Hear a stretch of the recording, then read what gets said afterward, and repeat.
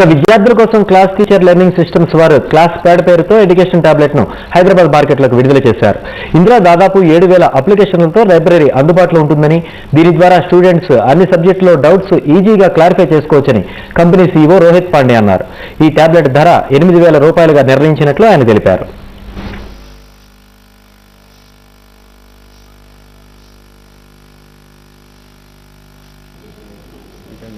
I'll show you a test report.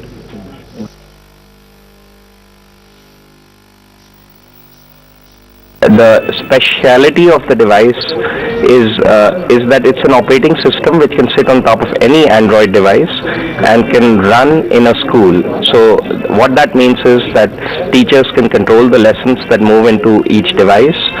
We have a library of applications which we have customized for a tablet interface. It works from class 3 to class 12. It works in 2 different models. Our price range starts at 8,000 rupees. ఇవి business విశేషాలు.